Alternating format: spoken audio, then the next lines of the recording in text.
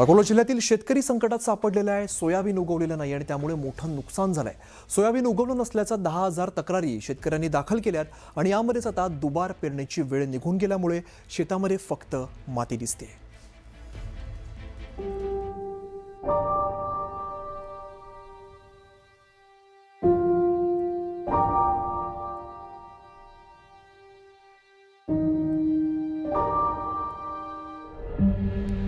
अकोला जिल्ह्यात अनेक शेतं ही अशी उजाड झाली आहेत। बोगस सोयाबीनमुळे शेतकरी हैराण झालाय।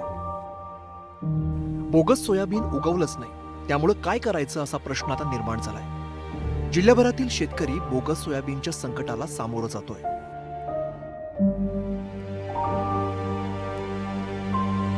कृषी विभागाला 10,035 तक्रारी प्राप्त झाल्या। 36,000 एकरवरती सोयाबीन उगवलेलं नाहीये।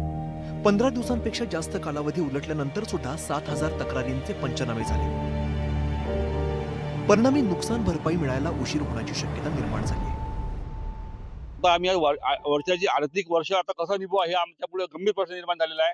तरी आम्ही सरकारला मागणी करत आहोत की लवकरात लवकर आम्हाला आर्थिक मदत देण्यात यावी व आमचे आता पुढचे नियोजन म्हणजे आता खरीप तर निघून गेलेला आहे, पण रब्बीसाठी आम्हाला काही ना काही नियोजन करता येईल, त्यानुसार आम्हाला काही ना काही मदत मिळण्यात यावी। नाहीतर आम्ही आमच्या सहपरिवार मुलाबाळासह इतर शेतामध्ये आम्ही आमरण उपोषण सुरू करू, लवकरात लवकर आम्हाला मदत मिळाली नाही तर। स्पॉट इन्शुरन्स आता इथं टकटक दिसून आलं ना, किंवा शेतकऱ्याने वावरच काय टाकून दिले।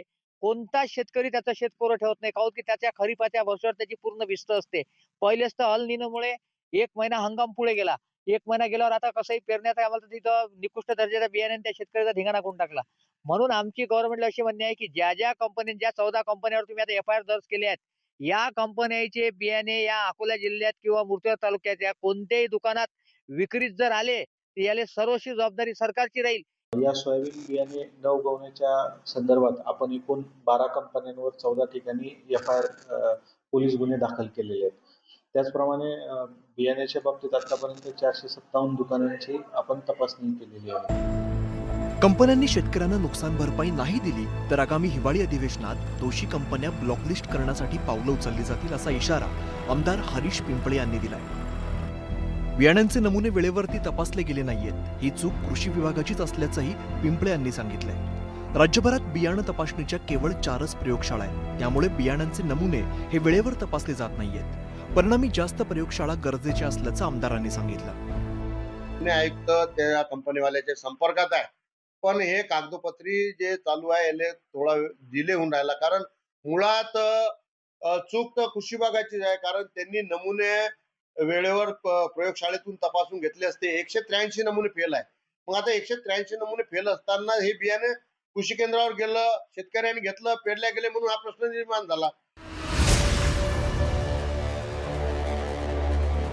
यंदाच्या खरीप हंगामावर एल निनोचं सावट असल्यामुळे शेतकऱ्यांनी सोयाबीनची पेरणी उशिरा केली होती, परंतु पेरणीनंतर बियाणं उगवलंच नाही, म्हणून दुबार पेरणी करावी लागली। मात्र दुबार पेरणीची वेळ निघून गेल्याने सर्व हंगामच वाया गेलाय। परिणामी शेतकऱ्यांना लवकरात लवकर मदत करण्याची गरज आहे। कुंदन जाधव, न्यूज 18 मराठी, अकोला।